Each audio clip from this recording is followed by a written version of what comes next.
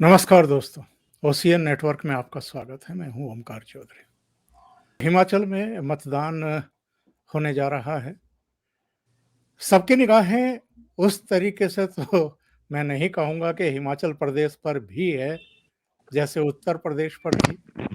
उत्तर प्रदेश का रोमांच एक अलग ही लेवल का था, एक अलग ही स्तर का था और शायद इसलिए था कि योगी आदित्यनाथ भी निशाने पर थे एक बड़े वर्ग के और प्रधानमंत्री नरेंद्र मोदी भी निशाने पर थे।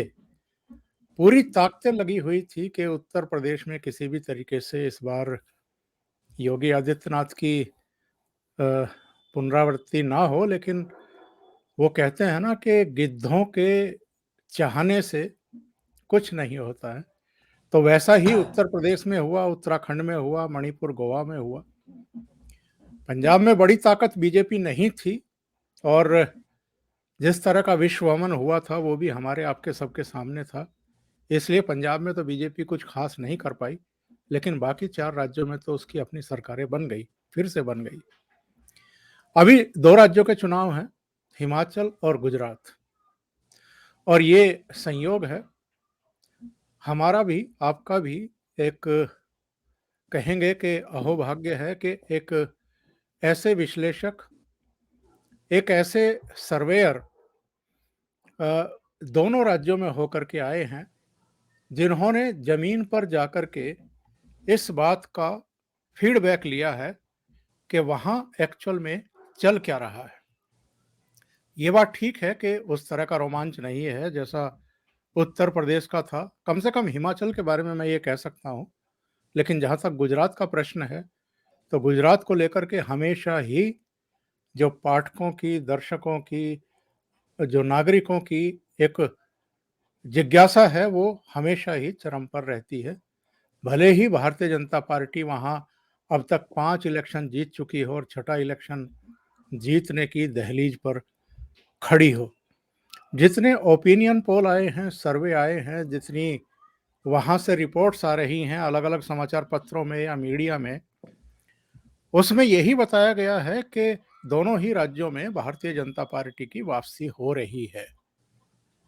इसके कारण क्या हैं? विपक्ष इतना कमज़ोर क्यों पड़ रहा है?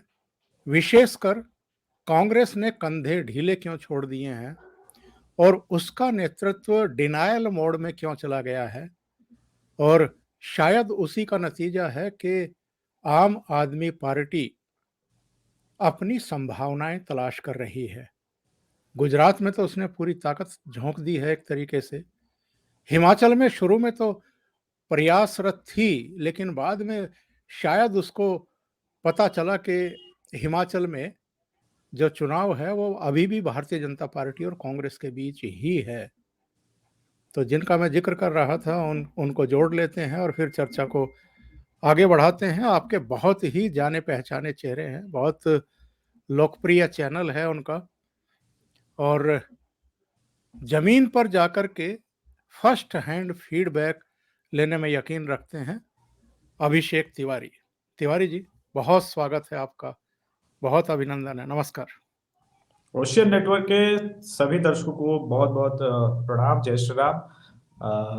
धन्यवाद मुझे इनवाइट करने के लिए। मैं पहली बार आई थिंक इलेक्शन को लेकर के आपके चैनल पे आया हूँ। इसके पहले एक बार आया था, लेकिन जी, किसी जी, और जी। टॉपिक पे बात हुई थी। जी हाँ, जी। जी हाँ। अभिषेक जी, आप अभी हिमाचल होकर के आ रहे हैं। हुँ, हिमाचल का मूड क्या दिखाई दे रहा है? और ये भी सुनने में आ रहा था कि क्योंकि कई मंत्रियों के टिकट काट दिए, कई विधायकों के टिकट काट दिए बीजेपी ने, बल्कि थोक में टिकट काटे गए हैं।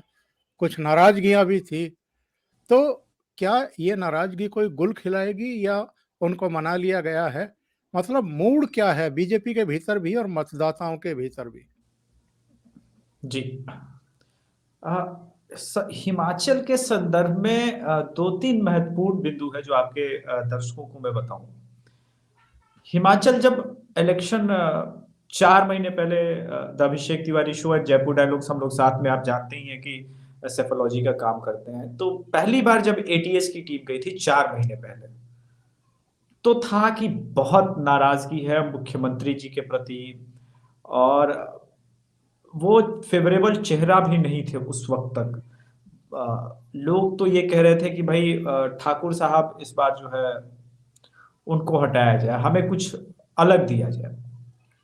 किंतु सर एक बड़ा चेंज समय के साथ बीजेपी में ये आया है, नरेंद्र मोदी एक ऐसे फैक्टर है, उनका एक ऐसा व्यक्तित्व हो गया है कि अपना नाम जैसे ही वो इन्वॉल्व करते हैं तो वो मना लेते हैं। अपने वोटर को वो मनाना जानते हैं, चाहे किसी भी प्रकार की नाराजगी हो। और सिर्फ अपने वोटर को ही क्यों, टिकट बंटवारे के बाद 13 ऐसे विधायक थे जो बहुत नाराज थे। सिर्फ कृपाल परमार जी का एक वीडियो वायरल हुआ और हंगामा मच गया, लेकिन जो हमारे पास फीडबैक है, टॉप नॉच जो टीम है बीजेपी की, इसमें अमित शाह और मोदी जी, ये दो लोगों को ही मैं मानता हूं। इन्होंने कई लोगों को फोन किया जो निर्दलीय खड़े होने का विचार कर रहे थे या फिर निर्दलीय खड़े हो गए थे, कि ये महत्वपूर्ण घड़ी है। अब बदलाव का समय शायद बीजेपी में आने वाला है। अक्टूबर में ही 100 सांसदों वाली ये पार्टी बन जाएगी राज्यसभा में बीजेपी। और ऐसे में बीजेपी कोई रिस्क के मूड में नहीं है, तो पहले मनाया गया, प्यार से समझाया गया, थोड़ी बहुत जो कमियां हैं उसको दूर की गई। दूसरी जी। तरफ हम ये देखें कि चुनाव हिमाचल में है, लेकिन कांग्रेस भारत जोड़ो यात्रा साउथ में कर रही है। ये विडंबना है सर देश की राजनीति का। आपके दर्शक तो मैच्योर हैं तो वो ज्यादा समझेंगे कि चुनाव गुजरात में और हिमाचल में है, लेकिन इस वक्त एक कंटिन्यूअस मूवमेंट या प्रोसेस जो है कांग्रेस को रिवाइव करने का, वो साउथ इंडिया में चल रहा है। इसके दो कारण है सर। कांग्रेस को ये भरोसा हो चला है कि नॉर्थ में रिवाइव इतनी आसानी से होंगे नहीं, तो ये विधानसभा की तैयारी छोड़ चुके हैं। ये जी, जी। लोकसभा 2024 की अभी से तैयारी कर रहे हैं। अब दूसरी पार्टी बचती है आम आदमी पार्टी।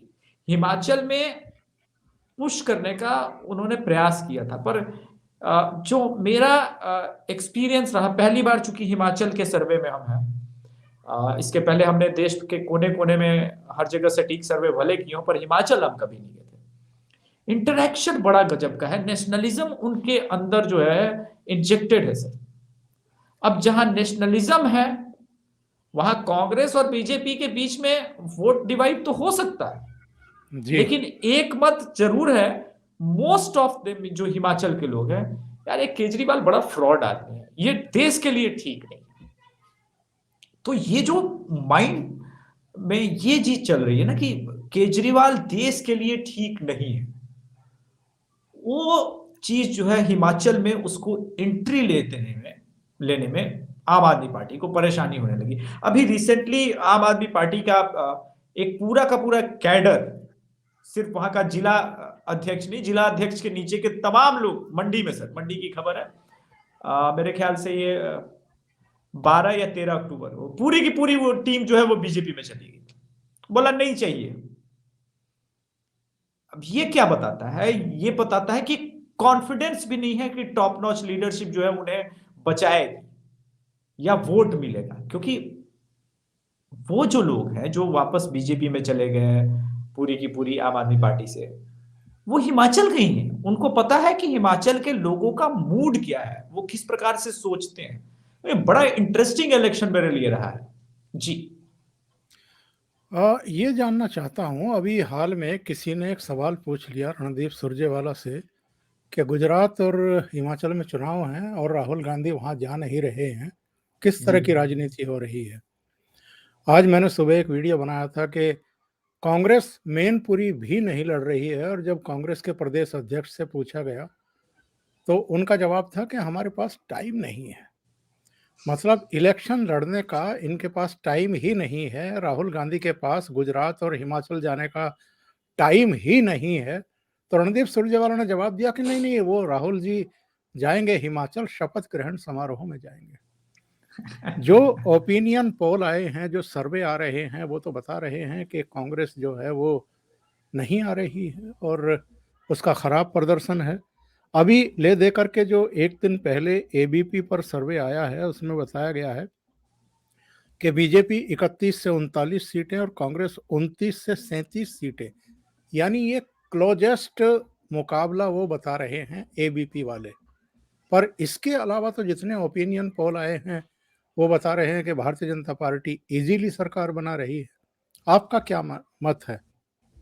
नहीं सर, इजी कभी भी नहीं था बीजेपी के लिए हिमाचल इस बार, क्योंकि वो मैंने बोला कि अगर इसमें पूरा अगर सिर्फ नरेंद्र मोदी फैक्टर को माइनस कर दिया जाता तो बीजेपी हिमाचल में रिपीट नहीं करती, ये मेरा मानना है। ये सिर्फ और सिर्फ नरेंद्र मोदी फैक्टर है जो बीजेपी की नैया पार लगा देंगे और सरकार बन जाएगी। ये बात मैं 3 महीने पहले हमने हिमाचल का जो सर्वे किया था, आपके दर्शकों को बता दूं, हमारे हिसाब से बीजेपी को जो वोट परसेंटेज मिल रहा था वो लगभग 39% मिल रहा था और 35% उस वक्त कांग्रेस को मिल रहा था। लेकिन रिसेंटली 1 महीने पहले जो हमने सर्वे किया था एटीएस का, वो था सर बीजेपी को 40%, यानी नरेंद्र मोदी की रैलियां जैसे बढ़ी, आप देखिए सर, नरेंद्र मोदी की रैली जैसे बढ़ी वो वोट परसेंटेज भी बढ़ गया कि नहीं ठीक है, नाराज है कोई बात नहीं, लेकिन मोदी को दे देना है, मोदी जी के साथ चीटिंग नहीं कर सकते। वो है ना, एक बहुत सारा भक्त है उनका समाज के, हाँ ठीक है 100 बुराइयां हैं, कुछ परेशानी है, लेकिन मोदी जी कह रहे हैं तो वोट तो देना पड़ेगा। मेरे भी कई जानने वाले जो हैं वो कांगड़ा में हैं और मंडी में हैं, जो कह रहे थे नहीं नोटा दे देंगे या नहीं देंगे, अच्छा नहीं कर रही है। बहुत सारे मुद्दे, उन मुद्दों पे लेटर और डिस्कस करेंगे। लेकिन जब मोदी जी की रैली हुई, उन्होंने वोट मांग लिया है तो अब देना है, तो वो कल अब वोटिंग है। तो और वहीं कांग्रेस की का वोट शेयर जो है वो इंटैक्ट है, 34-35%। हमारे हिसाब से सर भारतीय जनता पार्टी 38 से 42 सीट जीत रही है, जबकि कांग्रेस जो है 29 से 32 सीट जीत रही है। तो हमारे मन में कोई ये दुविधा नहीं है कि भारतीय जनता पार्टी की हिमाचल में सरकार रिपीट होने जा रही है। जी, क्या जयराम ठाकुर का चेहरा भारतीय जनता पार्टी के लिए थोड़ा, जो जिस गड़बड़ की तरफ आप इशारा कर रहे हैं उसकी वजह से हुआ? और क्या अनुराग ठाकुर एक बेहतर संभावनाशील चेहरा हो सकते थे वहाँ? निसंदेह निसंदेह अनुराग ठाकुर पे हिमाचल के लोगों में के मन में अनुराग ठाकुर के लिए एक तो प्रेम भी ज्यादा है, और दूसरा जयराम ठाकुर जो है वो पूरे 5 साल ऑफ ट्रैक रहे, खास करके 2 साल। जो हिमाचल के लोग, आपके व्यूअर्स सुन रहे होंगे, वो मेरी बात से ज्यादा परिचित होंगे और वो कहेंगे कि ठीक है, जो कोविड का प्रोसेस था, देखिए पहाड़ों का जीवन सर पहाड़ों जैसा ही होता है, कठिनाई से भरा हुआ। और जब हम ग्राउंड जीरो पे गए तो हमें ये बताया गया कि विधायक तो विधायक, बड़े बड़े मंत्री भी सर कोविड के टाइम में एकदम दूर हो गए। ये भाजपा की कार्यशैली नहीं है सर, ये तो कांग्रेस की कार्यशैली है। और जहां पे ये चीज होता है तो अच्छा, बीजेपी के लिए दिल इसलिए दुखता है क्योंकि बीजेपी की कांग्रेस की कार्यशैली अलग है। बीजेपी उनकी तरफ बिहेव नहीं करती, उनके मंत्री हो विधायक हो, मोदी जी या टॉप लीडरशिप का मानना है कि उन्हें जनता के बीच रहना है और संवाद करना है। तो लोकल विधायकों के प्रति बहुत नाराजगी थी, इसी वजह से बहुत सारे लोगों के टिकट कटे, जो बाद में भले नाराज हो जाए, लेकिन वास्तविकता ये है कि उन्होंने कोई तोप वाला, ये जो कृपाल परमार जी आज राज्यसभा, ये भी थे और पहले थे, और आज नाराज हुए बैठे हैं, इन्होंने अपने इलाके में क्या किया? क्योंकि मोदी के नाम पे अगर आप वोट लेते हैं और चुनाव जीतते हैं, इसका यह मतलब थोड़ी ना है कि आप 5 साल जनता जनार्दन को दर्शन नहीं देंगे।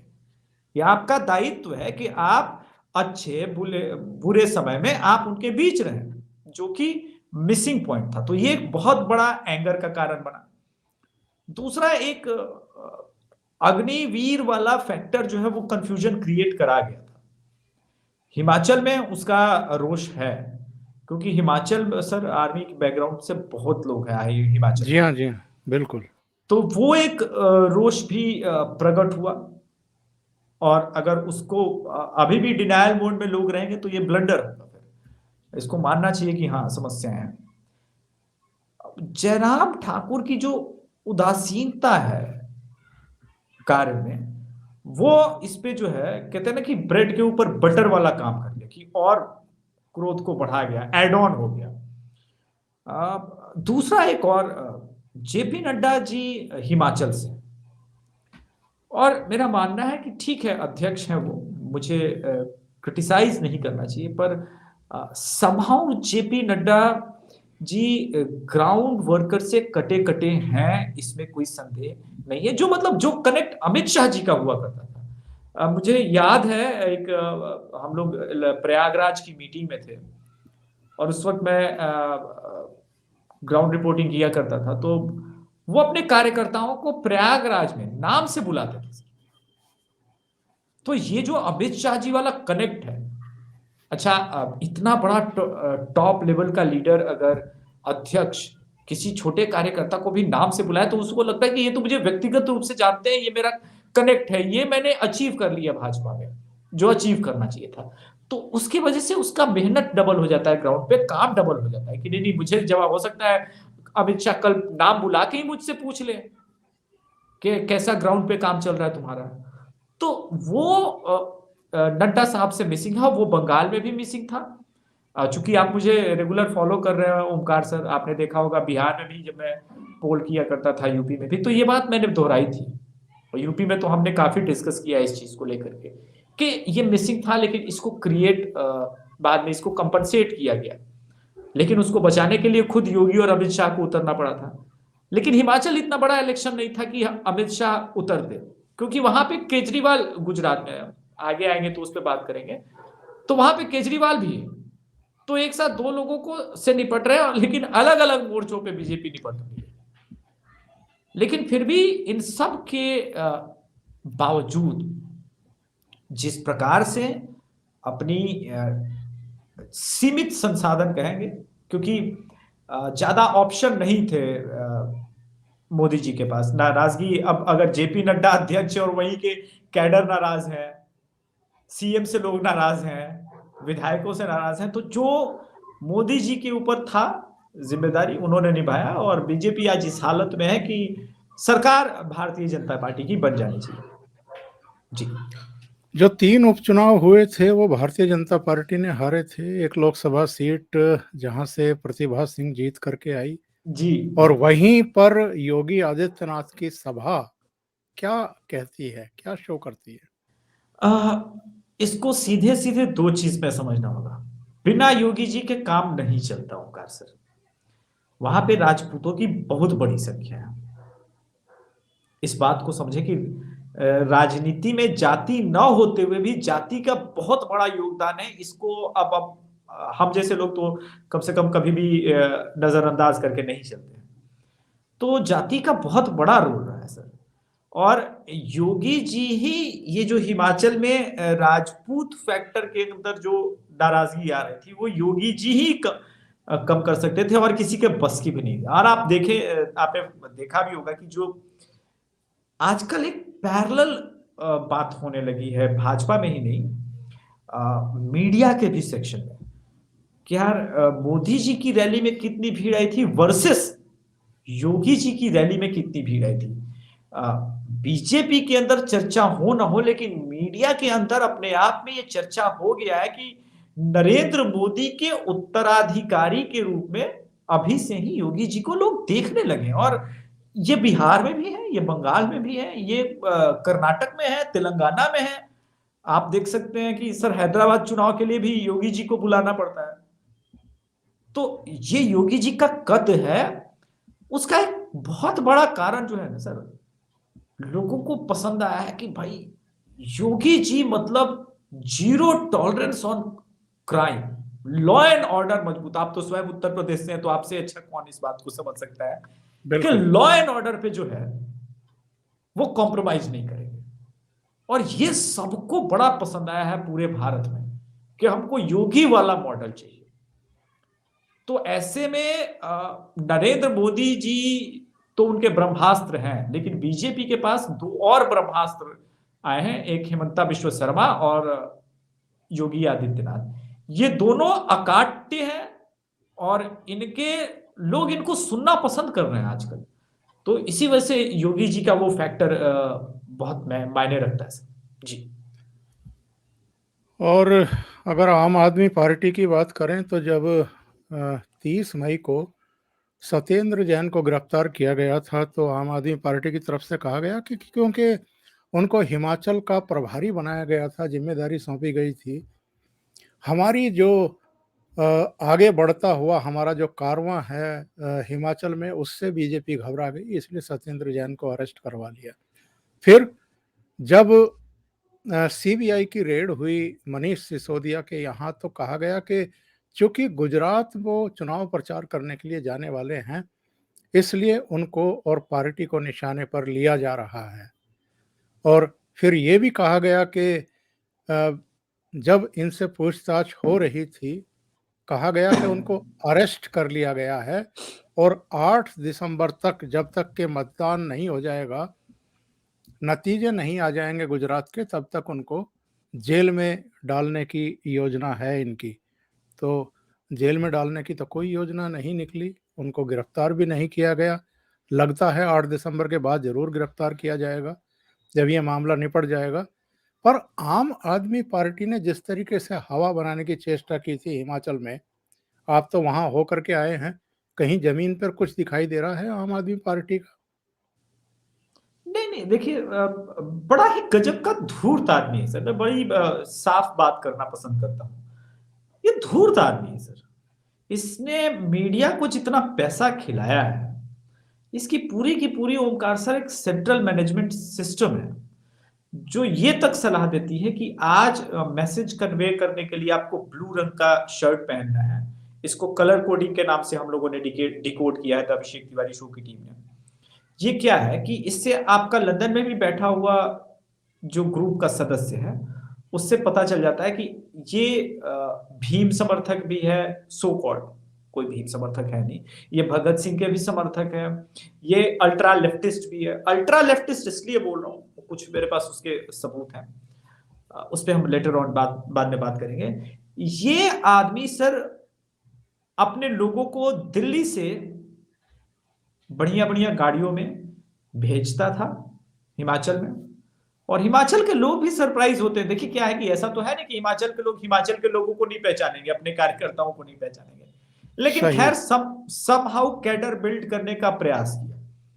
इसके 3 बड़े बड़े कैडर बार बार भाजपा में जाके मिल गए, क्योंकि अंततोगत्वा वो पहचान जाते हैं कि ये धूर्त आदमी है। और हिमाचल भी एक महत्वपूर्ण बॉर्डर स्टेट है, और जहां बॉर्डर स्टेट है आप देखेंगे कि अलग तरह की राजनीति कर रहा है, चाहे वो पंजाब हो, गुजरात हो, हिमाचल हो, ये बॉर्डर स्टेट पे अलग तरह की राजनीति करने का प्रयास कर रहा है। कुछ बड़े प्लान्स होंगे अरविंद केजरीवाल के पास। तो मीडिया में चर्चा है, वो 2-4 जो इनके दरबारी यूट्यूबर्स हैं, बाकी जो बड़े बड़े खान मार्केट गैंग के मीडिया हाउस है, उनके पास अच्छा खासा पैसा पहुंचता है। और खान मार्केट ही क्यों, मैं तो ये कहता हूं कि बड़ी जो सो कॉल्ड तथाकथित राष्ट्रवादी मीडिया है, उन तक भी पहुंचता है इनके पैसे। आप देखिए कि जिस टोन में ये आम आदमी पार्टी के पैनलिस्ट से बात करते हैं, वो बताता है कि पैसे पहुंच चुके हैं। तो मीडिया में चर्चा है सर, लेकिन ग्राउंड पे केजरीवाल नहीं। ग्राउंड पे अगर सर आपकी भी पार्टी को बने हुए अब 9 साल हो गए, आप ये नहीं कह सकते कि नई नई पार्टी है। और हिमाचल में ये आपका दूसरा अटेम्प्ट है, पहला अटेम्प्ट भी नहीं था। तो मेरा ये मानना है कि अगर आप 2%, 2.5% वोट शेयर पे हैं, जो कि वो नीली शर्ट के वजह से हुआ है, जो कि ठीक भीम वाला वोट बेस था जो कि मायावती का था, अब सिर्फ वही कैडर शिफ्ट हुआ है। तो वो कैडर सिर्फ इसलिए शिफ्ट हुआ है क्योंकि वो एक टेक्टोनिक रूप से उसको शिफ्ट कराया गया है। उसको आइडियोलॉजी से कोई लेना देना नहीं है, उसको वादों से या फिर जो काम से लेना देना नहीं है। वो बस शिफ्ट इसलिए हो गया क्योंकि अब अब मायावती नहीं है तो कौन है, हमारा नेता ब्लू शर्ट वाला, अब ये जिसको मैंने कलर कोडिंग वाला बोला। इसलिए आप देखेंगे इस वक्त आम आदमी पार्टी के झंडे बदल गए सर, वो हर जगह ब्लू दिख रहा है। वो आपको एमपी में भी एकदम से, हमारी टीम चौकी है, चूंकि हमारी सेफोलॉजी की टीम छोटी है तो हम 2024 के मिशन पे अभी से ही लग गए। मध्य प्रदेश के हम इंटीरियर इलाकों में गए, जो हार्डकोर मायावती का वोटर होता था वो अचानक आम आदमी पार्टी का वोटर बना। हमने इस प्रोसेस को डिकोड करने के लिए समझने का प्रयास किया कि कैसे हुआ। तो बहुत सारे लोगों ने बोला कि वो भी तो ब्लू पहनता है बाबा साहब की तरह। And that sentence actually Omkar sir triggered मी, कि वो भी तो ब्लू ड्रेस पहनता है बाबा साहब वाला।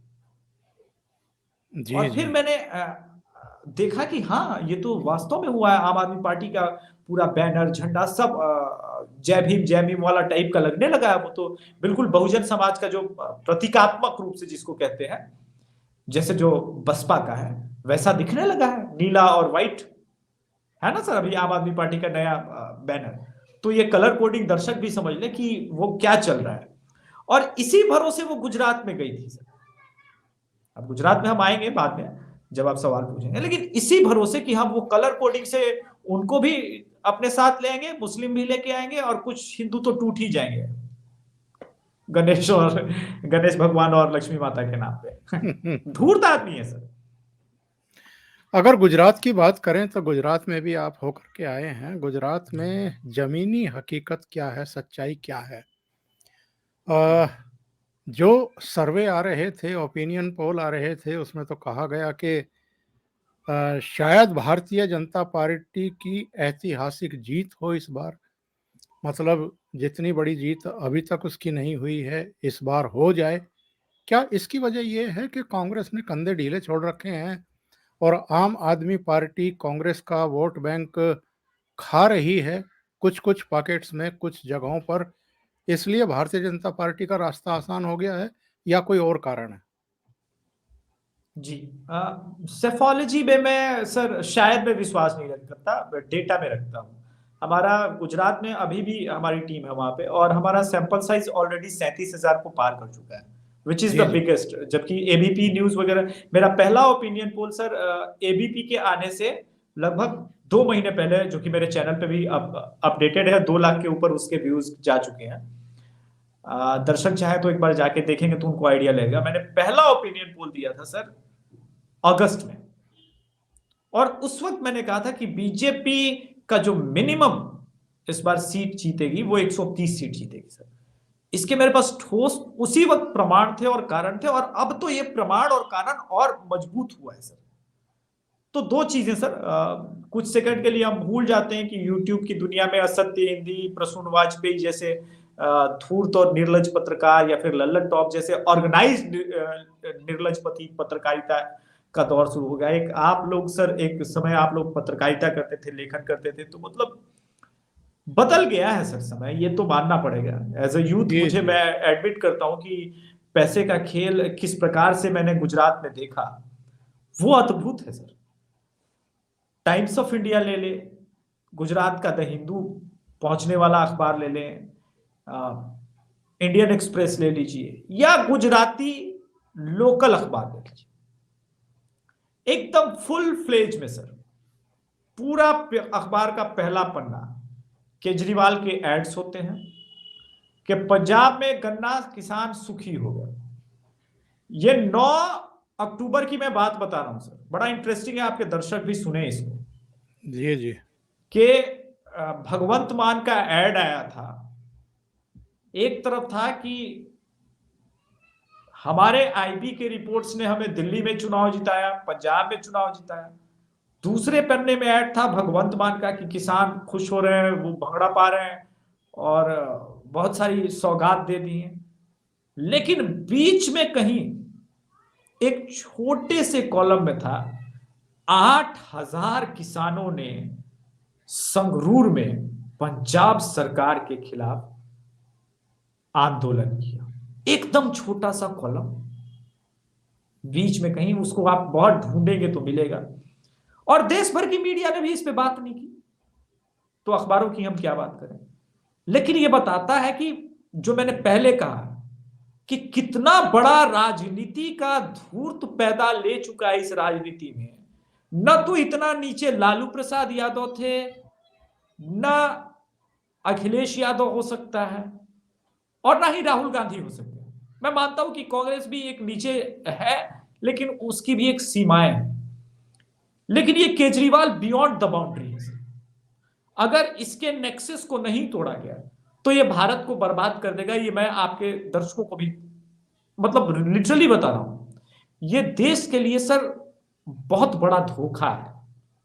ये दूसरा उदाहरण देता हूं सर, एक हम कर्णावती में थे, अहमदाबाद जिसको लोग बोलते हैं, कुछ लोग अहमदाबाद बोलते हैं, गुजराती अहमदाबाद बोलते हैं। तो चाय पे बात हो रही थी, और तो हमारी टीम में एक श्वेता है, उसने एक महिला से पूछा कि केजरीवाल का नाम सुना है? जवाब आया, ओमकार सर नोट कीजिएगा, जी मोदी नु गुजरात छे। ये गुजरात जो है मोदी का है। वो महिला बहुत पढ़ी लिखी नहीं थी सर, जी जी जी। लेकिन मैसेज क्लियर है कि ये गुजरात मोदी का है, और मोदी के गुजरात में ना तो ये लक्ष्मी गणेश की मूर्ति वाली झूठ वाली धूर्तता चलेगी। अब आपके दर्शकों को एक और चीज बताऊं, मेघा पाटकर नाम की एक शख्सियत हुआ करती थी ओमकार सर, और उधम मचाया इन्होंने गुजरात में, नहीं बनने देंगे नर्मदा डैम, नहीं पहुंचने देंगे गरीबों तक पानी, लोगों तक। आज इस क्रांतिकारी विजन ने, जिसको ये रोकने का प्रयास कर रहे थे, अर्बन नक्सल फोर्ड फाउंडेशन के द्वारा संचालित काल नेमी, उनके मुंह पे थप्पड़ है कि नहीं? कई तो अब तो शेखर गुप्ता से लेकर के कई लोग एक्सेप्ट कर चुके हैं कि Narmada protest was biggest blunder ever by left ecosystem. लेकिन मेघा पाटकर ने इसके लिए माफी नहीं मांगी है सर, और न ही मेघा पाटकर के साथ लगातार मंचों पे जाने वाला ये धूर्त अरविंद केजरीवाल, जो आज गुजरात में बात कर रहा है विकास की और मॉडल की। तो एक मॉडल वो सर साबरमती का मॉडल है, नर्मदा माता वाला मॉडल है, और एक यमुना माता वाला मॉडल है। तो गुजराती पहली बात तो है ही व्यापारी, उनको व्यापार में नफा नुकसान और कौन बेहतर मॉडल देगा इसकी समझ खूब बढ़िया है, बिल्कुल सही है। वो इस मामले में कंफ्यूज नहीं है। तो जब एक मीडिया हाउस की, अब मैं धूर्तता बता रहा हूं कैसे होती है ओमकार से, मैंने एक आर्टिकल पढ़ा कि गुजरात में अरविंद केजरीवाल को 24% वोट। मैंने अपनी टीम को फोन लगाया, बोला कि आप एक बार फिर से पुराने डेटा और हमारे नए डेटा जो हमारे साथ हैं एक बार भेजिए, मैं थोड़ा चेक करना चाहता हूं कि क्या चेंजेस आ रहे हैं, क्या वाकई केजरीवाल कहीं राइज तो नहीं कर रहा है। तो अभी मैं बताऊंगा आपके दर्शकों को कि हमारे द अभिषेक तिवारी शो के पोल के अनुसार भी डेटा क्या कहते हैं, क्योंकि हमारा सैंपल साइज अभी सबसे बड़ा है सर।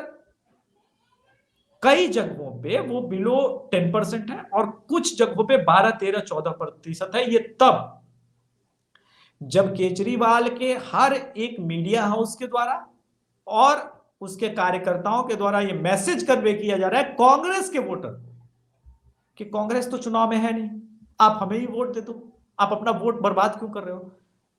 तो आप ये समझिए सर, जो कांग्रेस पिछले 25-30 सालों में सबसे अच्छा गुजरात में चुनाव लड़ी थी, वो 2017 का चुनाव था, जहां पे मोदी सरकार या फिर बीजेपी की सरकार को 100 के नीचे लेके वो आ गए और खुद बहुत क्लोज पहुंच गए, एक बार तो ऊपर ही चले गए थे। 77। हाँ, लेकिन ये मेरा कहने का मतलब है सर कि इतना अच्छा चुनाव लड़ने वाली कांग्रेस ने अपना वोट शेयर क्यों शिफ्ट होने दिया। इसके दो कारण हो सकते हैं। या तो कांग्रेस ने सोचा कि इस बार केजरीवाल को पूरी तरह से बर्बाद हो जाने दो। क्या है सर कि 12-13% वोट शेयर पाने के बावजूद आप किसी जगह पे नंबर 1 पोजीशन पे पहुंचेंगे, तब जाके आपका एक विधायक बनेगा। अभी भी कांग्रेस को जो वोट शेयर है सर, वो 30%, 32%, 33% हर जगह पे बिल्कुल ये कांस्टेंट है उनका। बीजेपी अपने वोट शेयर के साथ इंटैक्ट है 49% वोट शेयर। अब 3 कॉर्नर फाइट में सर आप इतने दिनों से पत्रकारिता कर रहे हैं, ये भूल जाइए कि अभिषेक तिवारी जैसा कोई सेफोलॉजिस्ट है, इतने दिनों से पत्रकारिता कर रहे हैं सर, ये 15% का जब गैप रहेगा 3 कॉर्नर फाइट में, सीटें कहां जाएंगी कोई कल्पना कर सकता है। इसीलिए हम सिर्फ मिनिमम सीट लेकर के चल रहे हैं कि कम से कम बीजेपी 130 जीतेगी, ऊपर कहां जाएगी पता करना असंभव है, क्योंकि कई सीटें फिर इस लहर में 1500, 2000 से भी निकलेंगी। 400, 500 जो जीतती अपोजिशन जीतती ही जीतती, वो भी हार जाएगी, क्योंकि वो 3 कॉर्नर 30 ऐसे सीट जिसपे मुसलमानों की जनसंख्या 15 से 30% के बीच में है, वहां असदुद्दीन ओवैसी ने अपने लोगों को टिकट दिया 30 सीट। यह समझना आवश्यक है सर। असदुद्दीन ओवैसी वो फैक्टर है, मेरा मानना है कि युवा मुसलमान उसको हिंदू का मोदी से कब नहीं मानता है सर। चाहे हम उसकी जो आलोचना करें या जैसा भी हो, लेकिन जिस प्रकार से हिंदुओं में नरेंद्र मोदी या योगीनाथ पॉपुलर है, उसी प्रकार से एक युवा वर्ग है मुसलमानों का जिसमें ओवैसी बहुत पॉपुलर है। अब उसके कोई भी कारण हो, चाहे वो कम्युनल हो या हिंदुओं से एकदम अलग आइडियोलॉजी रखता हो, गजवाए हिंद की बात करता हो, वो अलग बात है। लेकिन अब इस फैक्टर को कैसे कांग्रेस या आम आदमी पार्टी काउंटर कर सकती है? तो इसी वजह से जो डेटा निकल के आ रहे हैं वो इतने आश्चर्यजनक है कि लोग कह रहे हैं कि इस बार बीजेपी 150 भी जा सकती है। और गुजरात में लोग बात कर रहे हैं, गुजरात के लोग खूब पॉलिटिकल है, ऐसी कोई बात नहीं कि वो नॉन पॉलिटिकल है, बिजनेस ठीक है। सूरत अमित शाह का गढ़, सूरत तो वो जगह है सर जिसने जीएसटी की नाराजगी के बावजूद बीजेपी को 10 सीट दिलवा दिया, सभी सीटें दिला सही है? बात। तो वहां आप है नहीं। अहमदाबाद में 1 सीट और उस पर लड़ाई बहुत भारी है।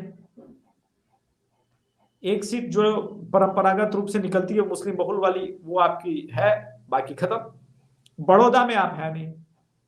उसी प्रकार से आप जामनगर की 5 की 5 सीटें जो बीजेपी स्वीप कर रही है। तो जो सबसे बड़ी बात है कि सर बीजेपी ने सौराष्ट्र रीजन में अपने आप को वापस जो है ठीक कर लिया, जो कि 2017 में सौराष्ट्र कमजोरी थी।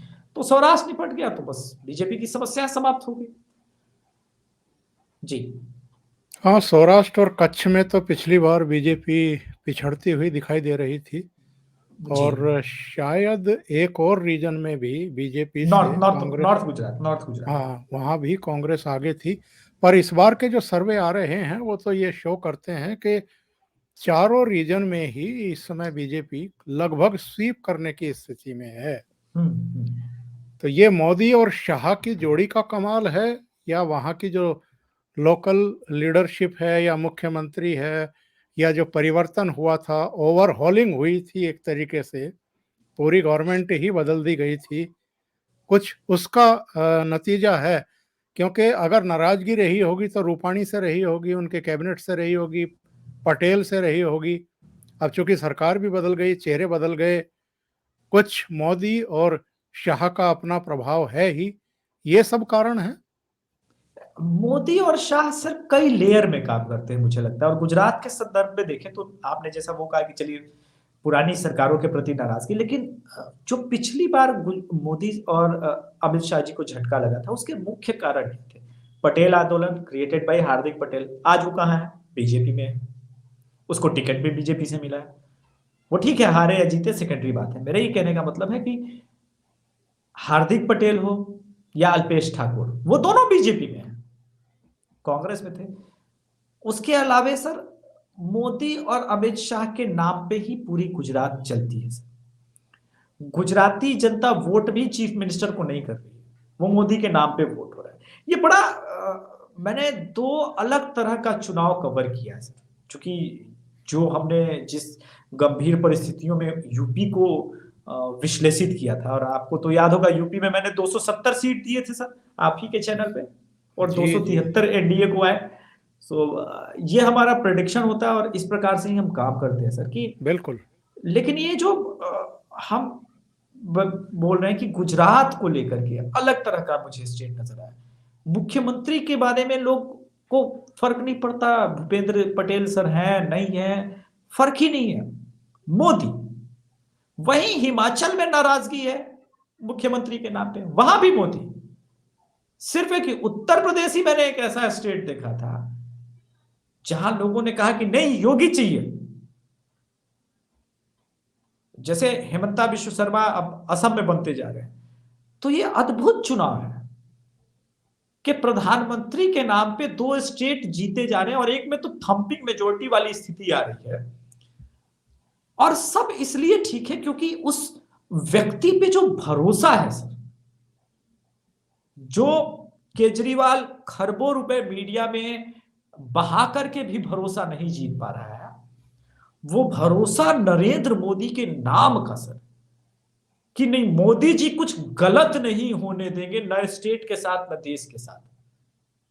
ये सर मैंने अपने 2002 से जीवन काल में जब से पॉलिटिक्स को समझ रहा हूं, ये भरोसा सर मैंने जो गुजरात में देखा है सर, किसी नेता के प्रति नहीं देखा है सर। अद्भुत भरोसा कि अच्छा, लोग पूछेंगे हो सकता है सवाल, इसके पहले मैं वो क्लियर कर दूं। मोरबी के हादसे का गुजरात के चुनाव पे कोई प्रभाव नहीं है सर। यह मीडिया में बातें आती होंगी, लेकिन मीडिया ऐसी ही बातें करता है। वास्तविकता में यह है कि मोरबी में बीजेपी जीत जाएगी सर, जबकि हादसा वहां हुआ है। तो ये इस प्रकार की बातें मीडिया कराती रहती है, पैसे भी तो एडवर्टाइजमेंट के लेने होते हैं सर। लेकिन ये अद्भुत मुझे लगता है कि है सर, किसी व्यक्ति के प्रति जो भरोसा है, आत्मविश्वास है कि उनके रहते हमारे साथ गलत नहीं होगा, और इसीलिए हम नरेंद्र मोदी को वोट कर रहे हैं। ये अविश्वसनीय मुझे लगता है सर। जी, आगे बढ़ने से पहले एक निवेदन है कि वीडियो को लाइक जरूर कर दें, अपनी राय भी दें, और अगर अच्छा लग रहा है तो इसको फॉरवर्ड जरूर करें। एक और निवेदन है, अभिषेक तिवारी शो जो चैनल है वो 2 लाख के बिल्कुल दहलीज पर खड़ा है, दरवाजे पर खड़ा है। 100 सब्सक्राइबर कम है सर। अभिषेक जी के चैनल को 2 लाख तो पहुंचाइए ही, 2 लाख से आगे पहुंचाइए, सब सब्सक्राइब करिए। अभिषेक जी, 2022 में हमने देखा है कि साल के शुरू में 5 राज्यों में चुनाव हुए, जी 4 में फिर से भारतीय जनता पार्टी की सरकार बनी। अब 2022 के आखिर में इन 2 राज्यों में चुनाव होने जा रहे हैं। दोनों में संभावना आप व्यक्त कर रहे हैं, विश्वास के साथ कह रहे हैं कि भारतीय जनता पार्टी आ रही है। यानी इस साल 7 राज्यों के चुनाव हुए और उनमें से 6 में भारतीय जनता पार्टी सरकार बनाने जा रही है। इसका इम्पैक्ट 2023 के जो विधानसभा चुनाव होने जा रहे हैं और बहुत महत्वपूर्ण राज्यों में चुनाव होने जा रहे हैं, उन पर किस तरह का इम्पैक्ट आप देखते हैं? सच तो ये है ओमकार सर कि चूंकि हमारी सेफोलॉजी की टीम बहुत सीमित होती है, तो 3 लड़कों की फिलहाल अभी 3 लड़के ही गए हैं, कर्नाटक में ऑलरेडी हमने भेज दिए सर।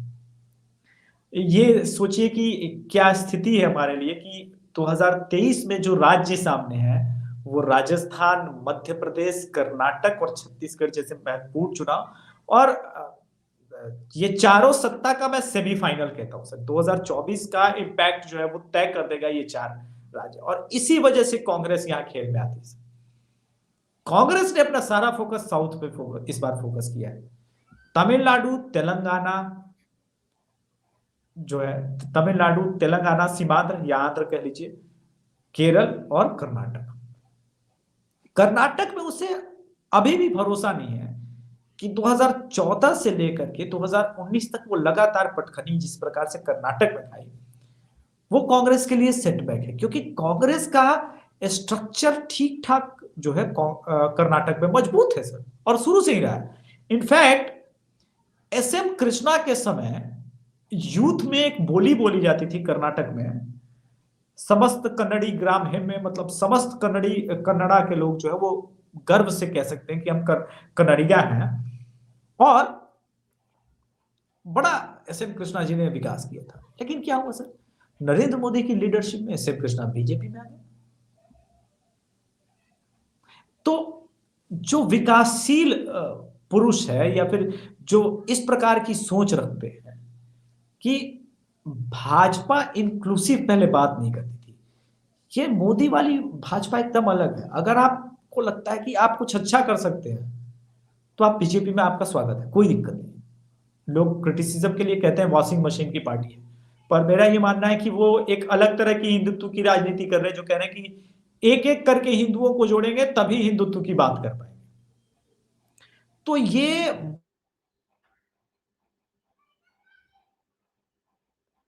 लगता है इंटरनेट की प्रॉब्लम वहां। हाँ सॉरी, हाँ कुछ वो आई है। जी एक कॉल आ गया था।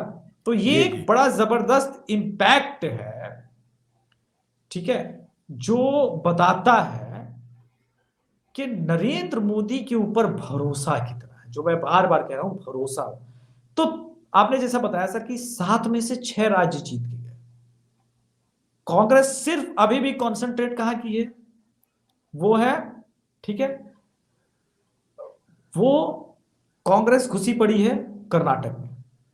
चुनाव महत्वपूर्ण कहां होने वाले हैं? एमपी में। राजस्थान तो मैं अभी भी रिजल्ट बता सकता हूं राजस्थान का क्या होगा, लेकिन डेटा आ जाने दीजिए, वो क्रेडिबिलिटी बनी रहती है। सही। छत्तीसगढ़।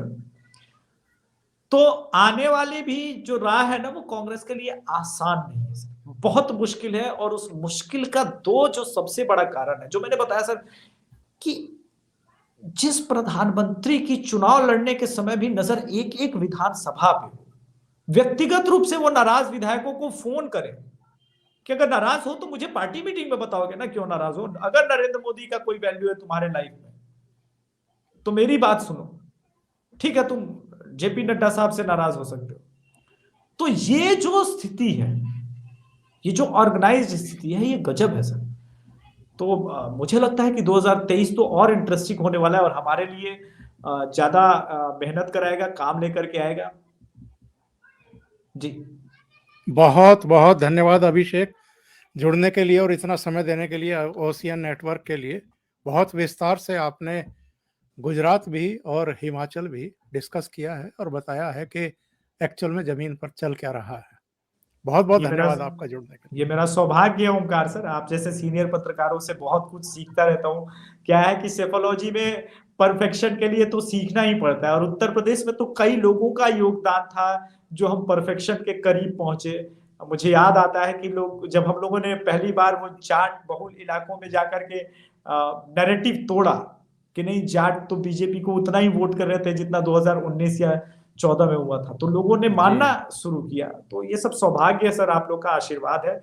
और उम्मीद करेंगे कि यूं ही ओशियन नेटवर्क पे हम और अच्छा आपके लिए, और आपके दर्शकों से एक निवेदन है, मुझे लगता है कि जिस उम्र में ओमकार सर जिस एनर्जी के साथ शो करते हैं ना, उसके लिए अमेजिंग, उसके लिए आप लोग बधाई के पात्र हैं, और इतना भरोसा आप लोग बनाए रखते हैं। तो ओमकार सर का यूं ही साथ दीजिए और जुड़े रहिए। धन्यवाद सर। जय श्री राम। बहुत धन्यवाद अभिषेक, बहुत धन्यवाद। Thank you so much. नमस्कार।